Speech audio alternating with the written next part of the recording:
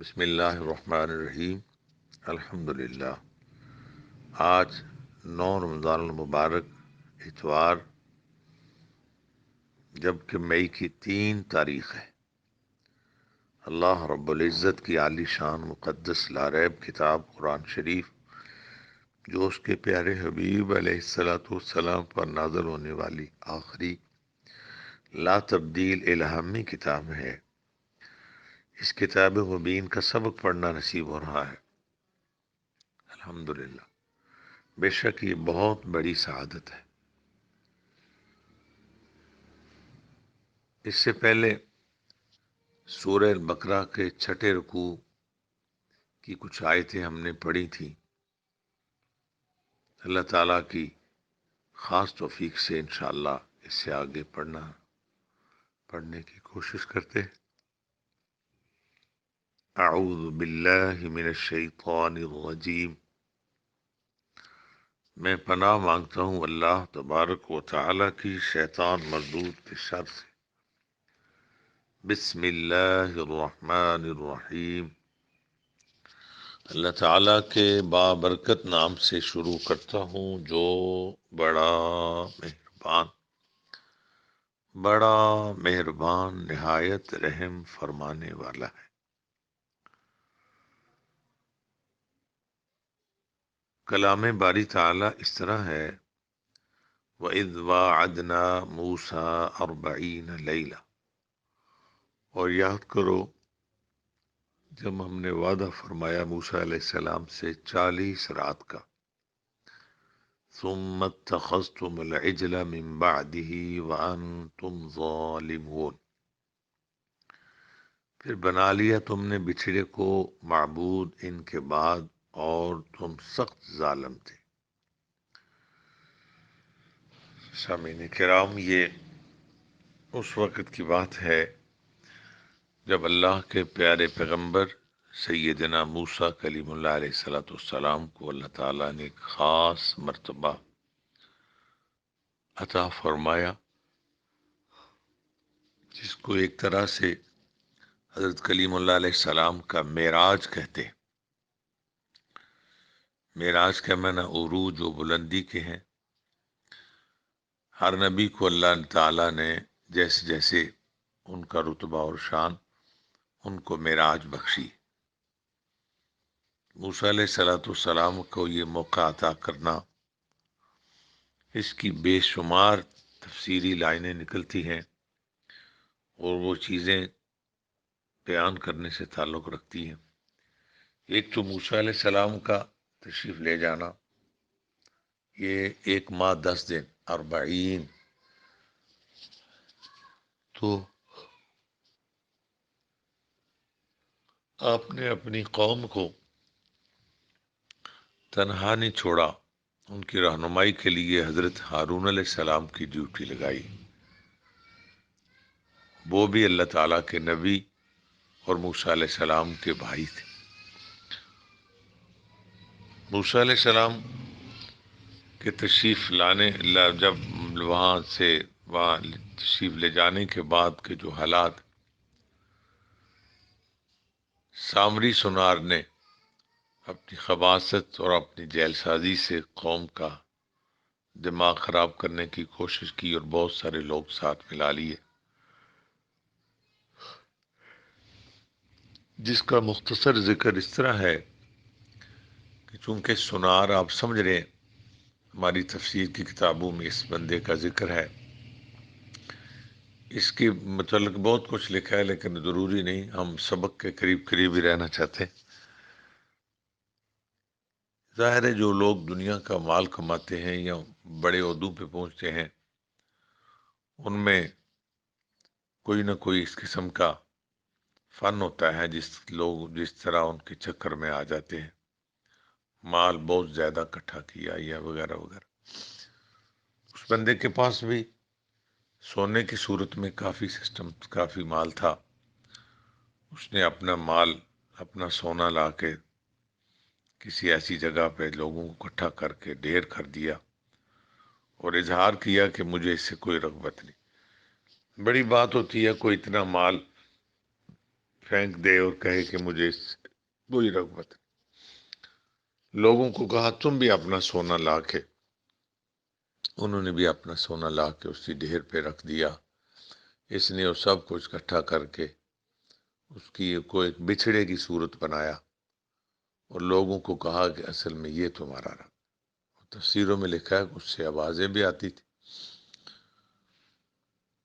استاذہ کرام فرماتے تھے کہ یہ آواز آنا، بعض لوگ تو کہتے ہیں اگر وہ نہیں تھا کوئی چیز بھی تو آواز کیوں آتی تھی؟ آواز تو جو کھلونے بازار سے لیتے ہیں ان میں آوازیں آتی، یہ کوئی عجیب بات نہیں ہے۔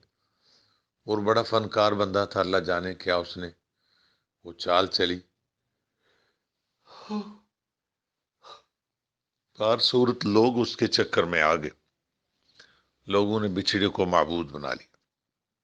قرآن میں آتا ہے ثم اتخذتم العجل من بعده، اس کے بعد وانتم ظالمون، اور تم لوگ سخت ظالم تھے۔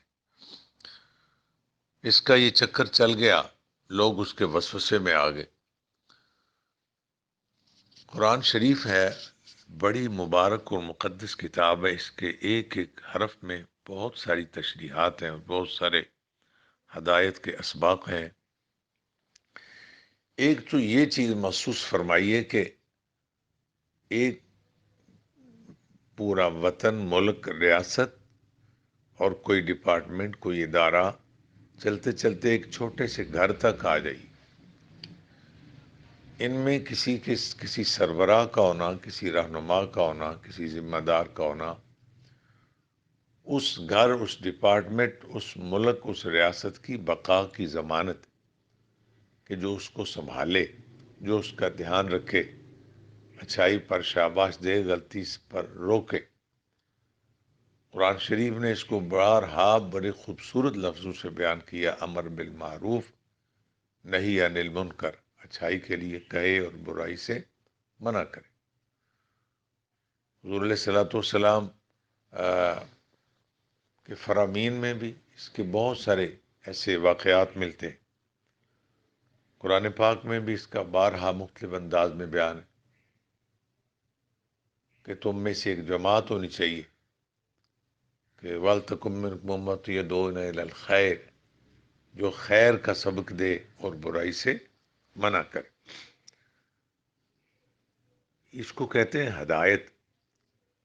جس طرح زندہ رہنے کے لیے پانی، ہوا، دیگر ضروریات کی کو محسوس کرتا ہے کہ اس کا ہونا لازم ہے، ان سب سے زیادہ ہدایت کا ہونا لازم، ایمان کا ہونا لازم۔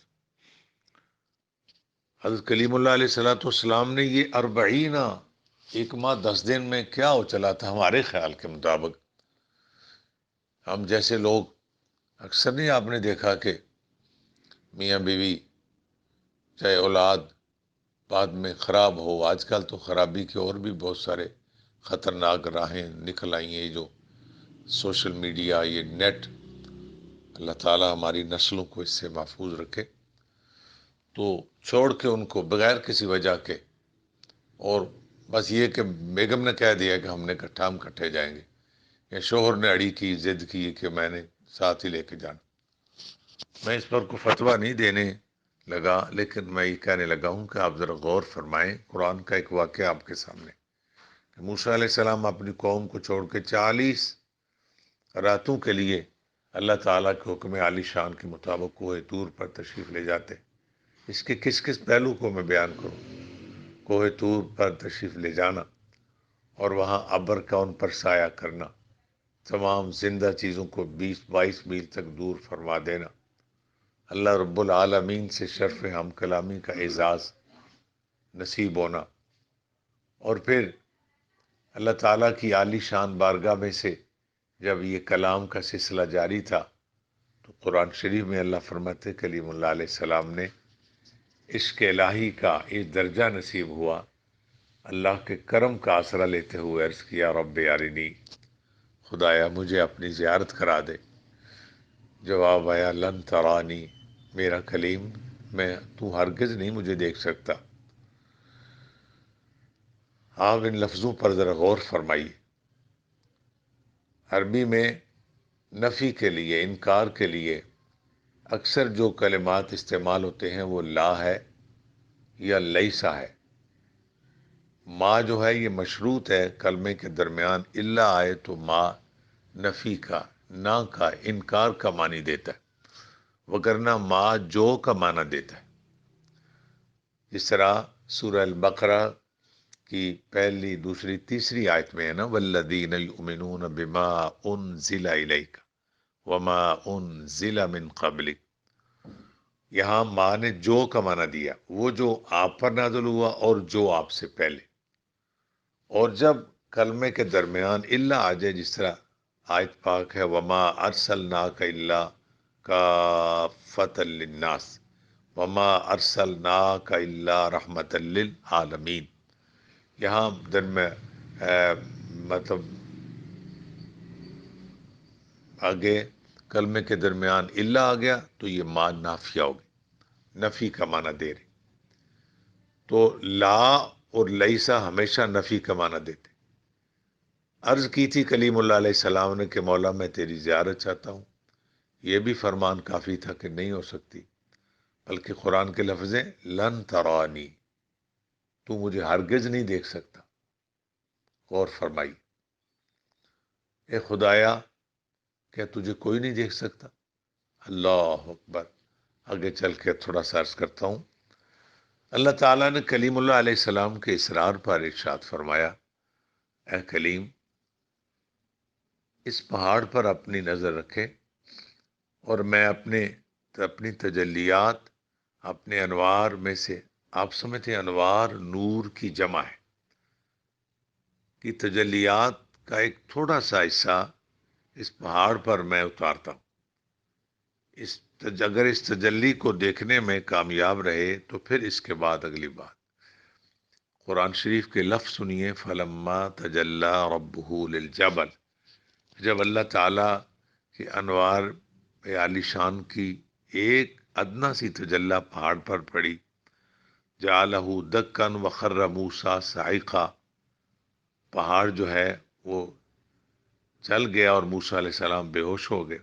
اب اس ایک بات سے بھی کتنی باتیں نکل رہی ہیں کہ آپ سمجھ رہے ہیں کہ پہاڑ جل بھی جاتا ہے تو موسیٰ علیہ السلام پھر بھی محفوظ ہیں، وہ صرف بے ہوش۔ پہاڑ کی لوگ مثالیں مضبوط چیز کی کیفیت بتانے کے لیے بیان کرتے ہیں، فلاں بندہ تو پہاڑ کی طرح، فلاں چیز تو پہاڑ کی طرح۔ تو پہاڑ تو مطلب برداشت نہ کر سکا، مگر موسیٰ علیہ السلام زندہ باد بھی رہے، صرف کچھ تھوڑی دیر کے لیے بے ہوش ہو گئے۔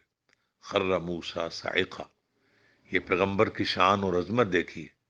اور یاد رکھو تعلیمات اسلامیہ میں کوئی مضمون، کوئی سبجیکٹ بھی ہو، بیان کرنے والا اگر مسلمان کا بچہ ہے تو ہر حال میں، ہر موڑ پہ اللہ کے پیغمبروں کی عظمت بیان کی جاتی، اور اگر کسی اعتبار سے کوئی بڑا چرب زبان، کوئی بڑا چتر کسی انداز میں اللہ کے پاک پیغمبروں کی قطرہ بھی بے ادبی اور توہین کا پہلو نکالتا ہے تو سمجھ لو اس کے ایمان میں خطرناک حد تک گڑبڑ ہے، وہ ایسی منافقت میں گر چکا ہے کہ اس کے واپسی کے راستے بند ہیں۔ یہ قرآن پاک میں فیصلہ ہے، اور اس کو اس کی خباثت کا پتہ نہیں چلتا۔ 22ویں پارے میں ہے نا، اللہ فرماتا ہے یا ایھا الذین آمنوا لا ترفعوا اصواتکم، ہم نے دیکھا قاتل، زانی، شرابی ٹھیک ہو جاتے ہیں مگر حضور کے بے ادب نہیں ٹھیک ہوتے۔ ان کو چونکہ ایسا عمل کر چکے ہیں، اللہ کی رحمت نے ان کو چھوڑ دیے، تو اللہ تعالیٰ فرماتے ہیں ان تحبط اعمالکم، تمہارے اعمال ضائع ہو جائیں گے جب میرے حبیب کی صرف آواز سے آواز اونچی کرو گے، کیونکہ یہ بے ادبی کا پہلو ہے۔ پیغمبر کی بے ادبی بندے کو کہیں کا نہیں چھوڑتی۔ اعمال بھی ضائع ہو جائیں گے، وانتم لا تشعرون، تمہیں پتہ بھی نہیں لگنے دیں گے، تمہیں اس کی خبر بھی نہیں ہونے دیں گے تمہارے ساتھ کیا ہو۔ تو اس لیے اس کا بہت خیال رکھا جائے، ایسے منافقوں کی یہی نشانی، وگرنہ مسلمان علم تھوڑا یا زیادہ ہو، جب بات کرتا ہے ذمہ داری سے تو اسے تو پیغمبروں کی عظمتیں نظر آتی۔ موسیٰ علیہ السلام پہاڑ جو ہے وہ جل جائے اور موسیٰ علیہ السلام صرف بے ہوش ہوں، یہ ان کی عظمت۔ اللہ فرماتا ہے فلما افاق، جب انہیں افاقہ ہوا، قال سبحانک تبت الیک وانا اول المؤمنین، عرض کرتے ہیں خدایا تو پاک ہے، میں اس بات پہ رجوع کرتا ہوں تیری بارگاہ میں، تائب ہوتا ہوں، اور میں اس مانتا ہوں، آنا سب سے پہلے میں اس بات کو مانتا ہوں، کیا میرے اللہ تجھے نہیں کو دیکھ سکتا، کیا میرے خدایا تجھے کوئی نہیں دیکھ سکتا۔ اللہ اکبر۔ وہ واقعہ سورہ بنی اسرائیل میں آئے گا، یہاں صرف اس شعر پر بات کر کے ہم ادھر چاہتے ہیں کہ موسیٰ نہ تو دیکھے نہ چشم انبیاء دیکھے، مجھے دیکھے تو نگاہ مصطفیٰ دیکھے۔ تو حضرت کلیم اللہ علیہ الصلوۃ والسلام کو کا وہ رتبہ کہ انہیں اللہ تعالیٰ کی طرف سے ہوا لن ترانی، تو مجھے ہرگز نہیں دیکھ سکتا۔ تو پھر موسیٰ علیہ الصلوۃ والسلام کا اتنے عرصے کے لیے جانا، ہماری آج کی، ہم جیسے کوئی 2-4 ہزار کیا 2-4 لاکھ لوگ سیانے اکٹھے ہو جائیں تو بات کی جائے کہ یار مہینے کھنڈ واسطے جانا ہے، تو پچھوں نہ کہتا کہ پیچھے کھیڑا کو لٹ پئی ہے۔ ہمارے یہاں ہوتا ہے ایسا۔ میں اس مسئلے کے اس سبب سے کوئی مسئلہ بات سمجھانا چاہتا ہوں۔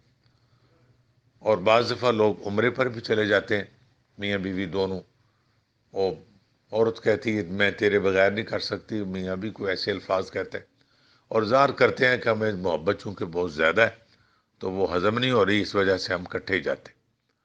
انہیں اگر کوئی یہ پوچھے، کان سے نہ پکڑے، ہاتھ سے پکڑ کے پوچھے کہ بابا جی تیرے گھر کے جو افراد ہیں، تیری بیٹیاں، تیرے بچے، ان پر کوئی ذمہ دار بندہ ہے نگران؟ اور نہیں جی ایڈی کیڑی مسئلہ، سارے بچے بڑے سیانے۔ یہ بات بڑی احمقانہ ہے۔ بچے اگر بیوقوف نہیں ہیں تو خدا کا شکر کرو، مگر یہ تو سمجھو ہیں تو وہ بچے ہی، تو وہ جانا کوئی عجیب نہیں سمجھیں گے۔ اللہ تعالیٰ کی پاک کتاب قرآن میں جو واقعات ہیں قیامت تک کے لیے، اس میں ہزار کروڑ اسباق ہیں۔ ایک تو پتہ یہ چلا کہ اپنے اداروں کو، اپنے گھروں کو بے آسرا لگا نہ چھوڑ کے جائیں، ان کا کوئی باقاعدہ بندوبست کریں۔ حضرت کلیم اللہ علیہ السلام نے اپنے بھائی کو قوم کا نگران مقرر فرمایا تھا۔ تو ایک تو یہ بات ذہن میں رکھیں، کبھی بھی گھر سے جائیں اس ضد سے خدا واسطے باز آ جائیں۔ اگر گھر میں کوئی ذمہ دار لوگ ہوں تو میں نہیں کہتا پھر کوئی جانے میں بھی حرج نہیں، یا بچے ماشاءاللہ بالغ ہو گئے ہوں، آپ ان پر اعتبار کریں تو پھر بھی چلو کچھ دیر کے لیے۔ لیکن میں سمجھتا ہوں، میں خود ایک باپ بھی ہوں، اس کے باوجود بھی ماں باپ میں سے ایک کا ہونا بہت ضروری ہوتا ہے، کیونکہ بچوں کے معاملات جو ماں باپ سمجھ رہے ہوتے ہیں وہ ان کے تائے چاچے نہیں سمجھتے، ان کے ماموں خالائیں پھوپھیاں نہیں سمجھ، وہ بیچارے کبھی آئے ہوں گے تو ماں باپ تو روز ادھر ہوتے ہیں کہ یہ بچہ ذرا ادھر جائے تو اس کا کیا مطلب ہوتا ہے، یہ بچی ادھر جائے تو اس کا کیا مطلب ہوتا ہے، یہ کہے تو اس کا کیا مطلب ہوتا ہے۔ وہ ساری ان کی کہنے، ہمارے پنجابی کہنے نے مطلب وہ ایک مثال دیتے ہیں، مجھے نہیں آ رہی، دماغ میں ہے زبان پہ نہیں آ رہی، تو اس طرح کی مثالیں دے کے کہ جو بندہ قریب رہتا ہے وہ حالات کو جان رہا ہوتا ہے۔ تو کوشش کریں کہ دونوں میں سے ایک گھر میں رہے، دوسرے جائیں۔ بعض دفعہ شوہر سمجھتا ہے کہ کہیں ایسی جگہ جانا ہے کسی تیمارداری کسی کے لیے، تو اللہ کا کرم ہے بچہ اس قابل ہو گیا، کہو بیٹے بٹھاؤ اپنی ماں کو، جاؤ دونوں ماں بیٹا جا کے ان کی تیمارداری کر کے آؤ، وہاں رشتے دار کو کچھ بھی ہے گزارا چل جائے تو چلا لو۔ اگر آپ یہ سمجھتے ہیں کہ آپ چلے جائیں ساتھ، مطلب کوئی بیٹی چلی جائے، ماں دوسرے بچوں کی نگرانی کرے، تو میرے خیال اس طرح بھی گزارا کر لینا چاہیے۔ تو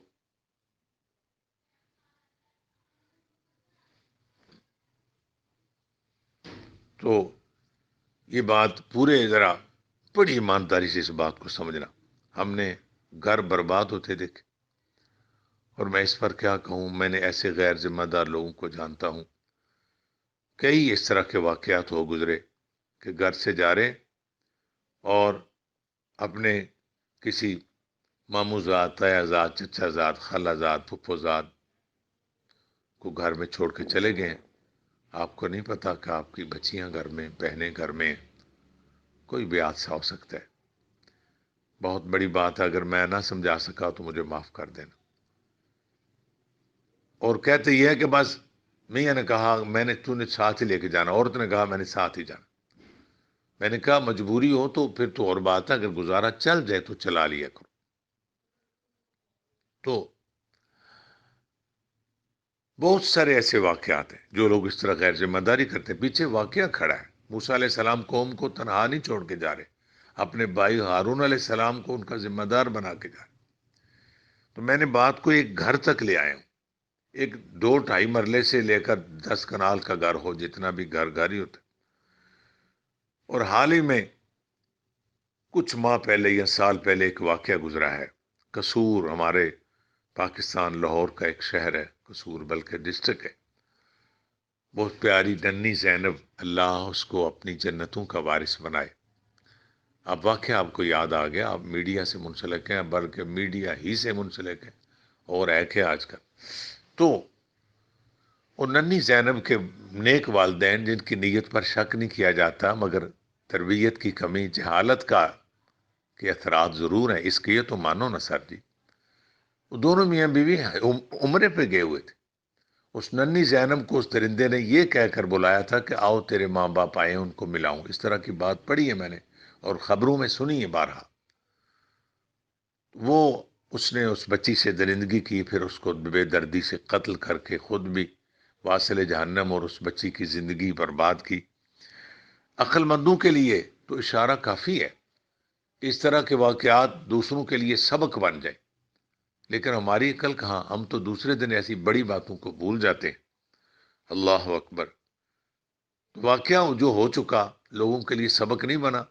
آئندہ لوگ اتنا خیال کریں کہ گھر کو چھوڑ کے، میں آپ کو عرض کروں کہ اللہ تعالیٰ کی توفیق سے مجھے بھی حرمین شریفین قرآن شریف کی برکت سے جانا نصیب ہوا۔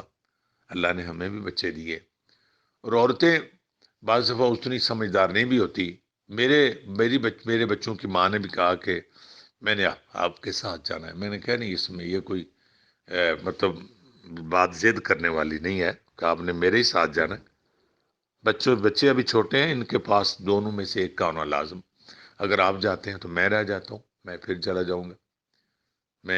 مجھے جو جانتے ہیں اس بات کو، میں جتنی بار مجھے حاضری ہوئی ہے نصیب حرمین پاک کی، میں گیا ہوں۔ اور ایک دفعہ اللہ تعالیٰ کی توفیق سے میرے گھر والے بھی گئے، پھر وہ گئے اپنے بھائی کے ساتھ، پھر میں نہیں گیا۔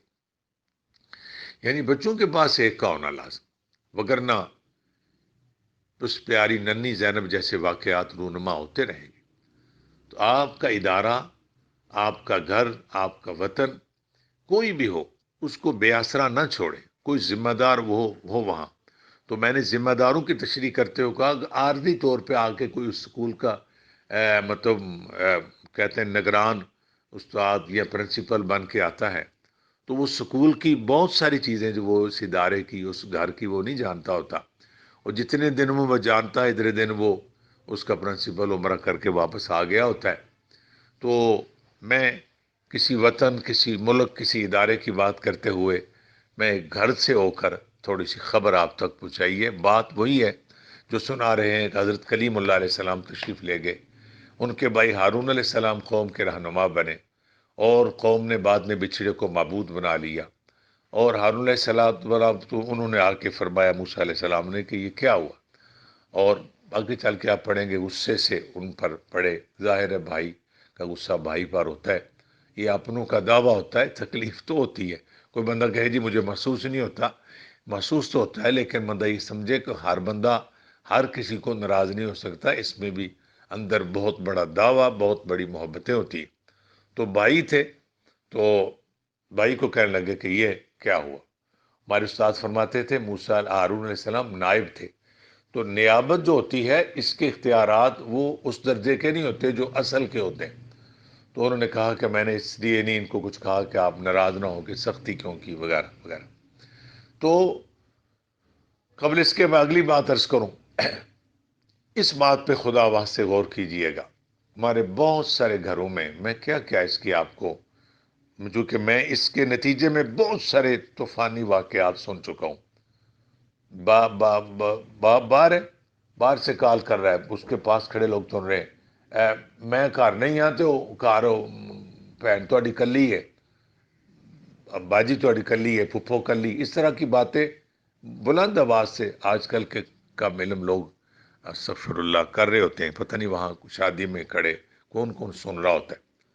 تو یہ بہت بڑی خیانت ہے، کسی گناہ کو کہ گناہ کے لیے راستہ سیدھا کرنے والا وہ بے وقوف باپ، وہ بھائی، وہ کوئی بھی ہے، میں سمجھتا ہوں اس کو دلیر رہنا چاہیے قیامت کے دن اگر اس گھر میں بعد میں کوئی خباثت کو واقعہ ہوتا ہے تو وہ لالا اس کا ذمہ دار ہوگا، کیونکہ اپنے گھروں کو، اداروں کو اس طرح بے آسرا چھوڑ کے جانا درست نہیں ہے۔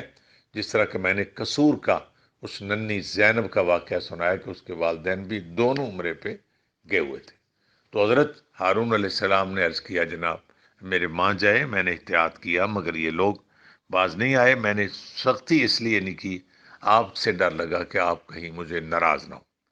تو پھر قرآن شریف میں اللہ تعالیٰ ارشاد فرماتے ہیں کہ وَأَنْتُمْ ظَالِمُونَ، تم سخت ظالم تھے، ثم عفونا، پھر بھی درگزر فرمایا ہم نے، عنکم، تم سے، من بعد ہی، اس کے بعد، یعنی اس ظلم عظیم کے بعد، لعلکم تشکرون، تاکہ تم شاید کہ تم شکر گزار بن جاؤ۔ جی، ظلم اتنا بڑا، جرم اتنا بڑا، خطا اتنی بڑی، تو اللہ فرماتے ہیں ثم عفونا، پھر بھی ہم نے درگزر فرمایا۔ آگے چل کے دیکھیں گے آپ، پھر ان کی سزا کا بھی بیان، یعنی یہ بھی کہا جا رہا ہے کہ ان کو مار دو، قتل کر دو جنہوں نے ایسا کیا۔ دیکھو ایک مسلمان غیر مسلم ہوتا ہے تو وہ ایمان لائے تو اس کو کہتے ہیں مسلمان، مسلمان ہونے کے بعد اگر وہ پھر ایمان چھوڑ کے کوئی کافرانہ حرکت کرے، کفر و شرک کے گند میں مبتلا ہو جائے، تو اب وہ ایسا کافر ہے کہ اس پر مرتد کا حکم لگے، اب وہ کفر کی بھی غلیظ منزل پر پہنچ گیا۔ تو ایسے لوگوں کی زندگی کی ضمانت نہیں ہوتی، اس کی زندگی کی بقا کا کوئی سلسلہ باقی نہیں رہ جاتا۔ تو یہ ان کے لیے آگے چل کے یہ بھی ہے کہ ان کو قتل کر دو۔ اب جب ہم تفسیر قرآن شریف پڑھتے تھے تو پیچھے فرمایا معاف کیا جا رہا ہے، آگے پھر ان کو سزا دی جا رہی ہے۔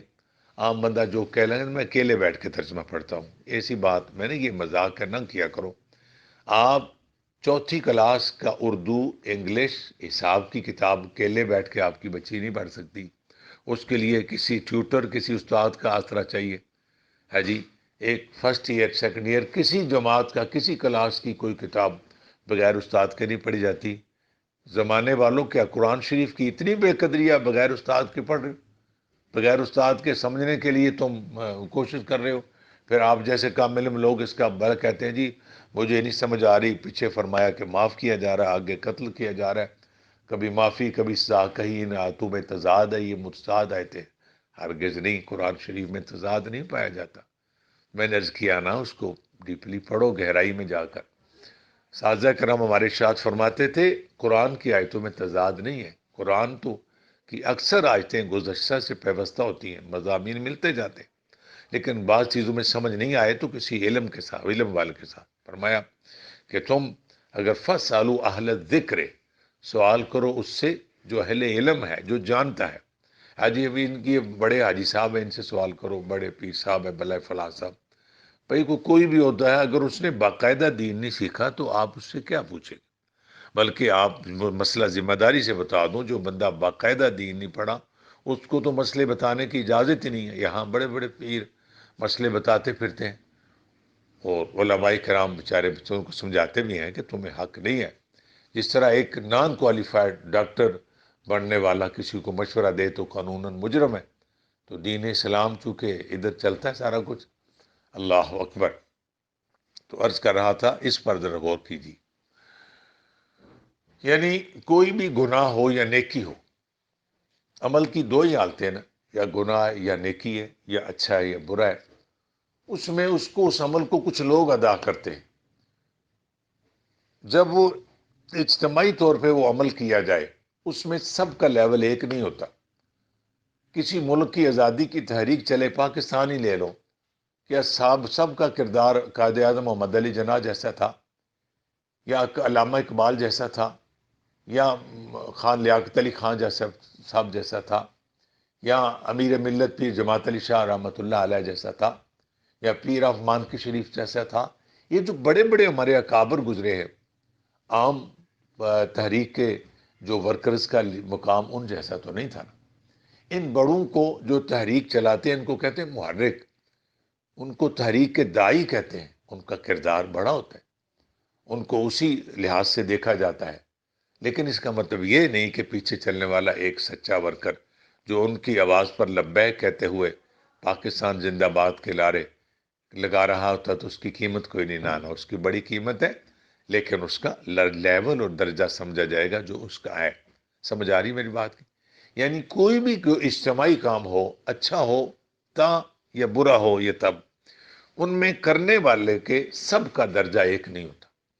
کچھ ہوتے ہیں محرک تحریک چلانے والے، اس کے آگو ہوتے ہیں، ان کا اگر وہ کام برا ہے تو ان کا قصور زیادہ، اس کے سیکنڈ درجہ، تیسرے نمبر پر، چوتھے درجے پر، جیسے جیسے اس کے لیول، اس میں جس درجے کا گناہ گار ہے اس کی ویسی سزا ہوگی۔ کچھ لوگ اس کاز کو چچرا ہم سمجھتے ہیں۔ پاکستان میں پچھلے دنوں دھرنا ہوا، تو دھرنے میں انہوں نے، چونکہ میڈیا تو ایسے موقعوں کو ڈھونڈتا ہے، وہاں پہنچے، کئی لوگوں کو پوچھا آپ دھرنے پہ کیوں آئے؟ ہمیں نہیں پتا، بس ہمیں مدرسے سے کہا ہم آگے۔ اب اصل پتہ لالے کو تھا، عام لوگوں کو پتہ نہیں ہوتا کہ دوسرے سے کہنے سے آ جاتے۔ کئی قسم کے گناہ ہوتے ہیں کہ عام لوگ بھی کر دیتے ہیں، ان کو پتہ ستا کوئی نہیں ہوتا۔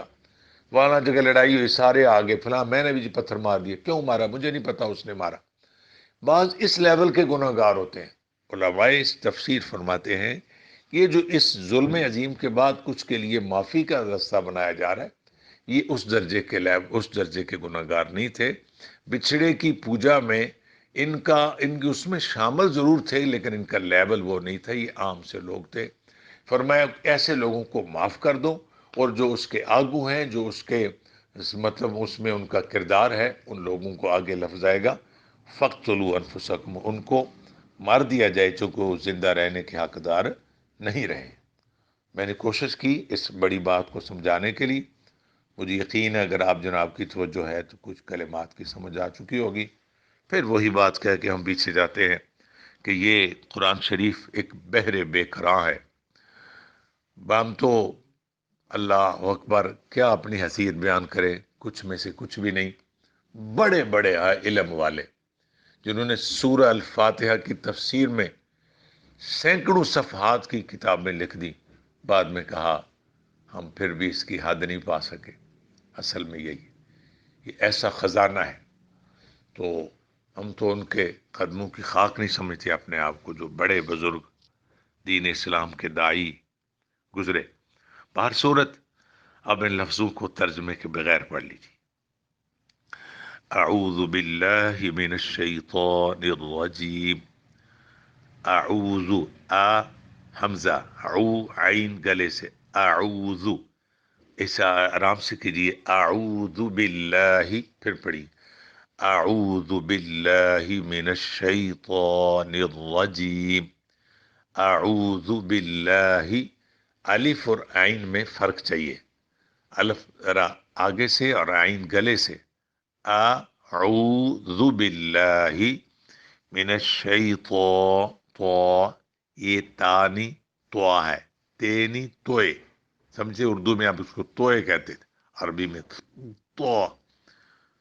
من الشیطان الرجیم، الرجیم، بسم اللہ الرحمن، بس سین کی سیٹی، بسم اللہ، بعض سے اس کو بسم اللہ، لفظ اللہ سے پہلے جب زیر، یعنی لفظ اللہ کا ما قبل جب مکسور ہو یعنی زیر والا ہو تو اس کو لفظ اللہ کو بری کر لیں گے۔